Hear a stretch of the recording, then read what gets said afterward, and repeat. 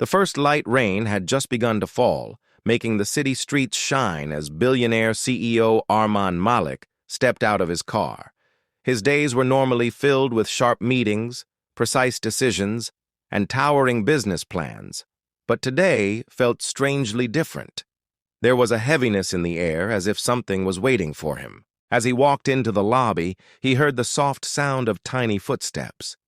Turning around, he saw a little girl about 7 years old, standing silently. Her face was wet, not from rain, but from fear. With a trembling voice, she whispered, "Sir, my mom isn't waking up. Please help me." Arman froze. For a moment, everything around him blurred. He was a man who made million-dollar decisions without hesitation, yet these simple words shook him deeply. He bent down to her level and asked gently, "What's your name?" The girl swallowed and whispered, "Sarah. My mom is at home. She's not waking up. I tried and tried, but she won't open her eyes." Tears spilled down her cheeks. Something in Arman's chest tightened painfully. He didn't know how the girl found him, but her desperation was real. Without wasting a second, he held her hand and said firmly, "Take me to her. I'm right here." His driver rushed the car forward through narrow city lanes while Sarah sat quietly in the back, twisting her fingers in fear. Arman kept glancing at her, noticing her red, exhausted eyes. He wanted to ask what happened, but the girl was already terrified. After several minutes, the car stopped in a small, worn-down neighborhood. Sarah jumped out and ran toward a tiny old house. Arman followed quickly, entering a dim room where a woman lay half-collapsed on the floor. He knelt beside her immediately.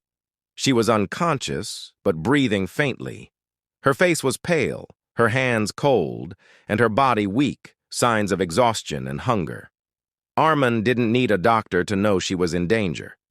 He took out his phone and called his personal physician instantly. As he waited, he scanned the room. Cracked walls, almost no furniture, a thin mattress, and a nearly empty kitchen. It looked like mother and daughter were surviving on almost nothing. Arman asked softly, "Did your mom eat anything today?" Sarah shook her head slowly. "No, she gave her food to me. She said she was okay." Arman felt something twist sharply inside him. The mother had starved so her daughter could eat, and now she had collapsed. Within minutes, the doctor arrived and examined her. After giving an injection and fluids, the woman's eyelids fluttered. She whispered weakly, "Sarah." The girl rushed to her, crying. When the woman finally noticed Arman, fear flickered in her tired eyes. She probably thought he was someone dangerous or official. Arman shook his head gently. "Your daughter is brave. You're safe now. You just need rest and treatment." After a quick check, the doctor confirmed she was suffering from severe weakness, lack of nutrition, and stress. She needed hospital care. Immediately, Arman didn't hesitate. He lifted her carefully and escorted both mother and child to his car, driving them straight to the hospital. Sarah clung to his arm the entire way, as if afraid he would disappear. At the hospital, Arman handled every form, every question, every medical requirement himself.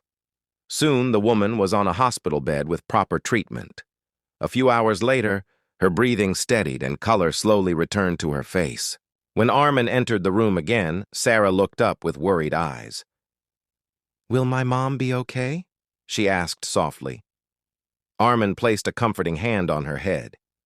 "Yes, she will be fine. She just needs time and care." Relief washed over her face. After a moment, she spoke again, hesitant and scared. "Sir, can I tell you something?" Arman nodded. "We didn't have money to pay rent. Mom worked 3 jobs. She was always tired. Sometimes she didn't eat at all. I got scared she wouldn't wake up again." Arman gently pulled her closer and said quietly, "You're not alone anymore. I'm here." Even he was surprised by his own words. But something about this girl, her bravery, her innocence, had touched a part of him he thought he had buried long ago. Later, the woman opened her eyes fully for the first time. She looked at Arman with confusion and whispered, "Thank you, but we can't repay." Arman immediately stopped her. "You don't need to repay anything. Just focus on getting better." His voice carried a calm warmth she wasn't expecting. Over the next few days, Arman visited regularly.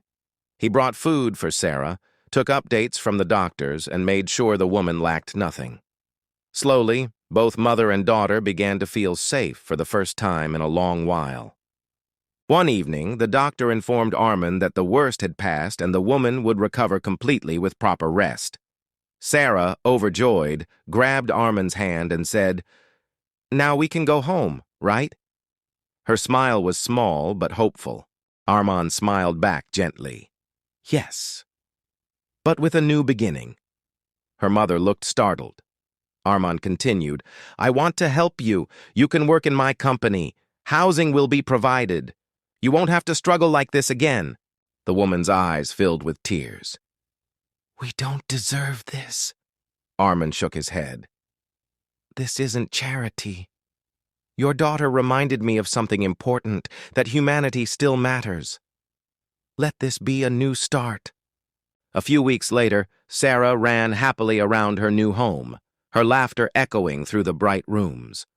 Her mother had a stable job, steady income, and a safe place to live.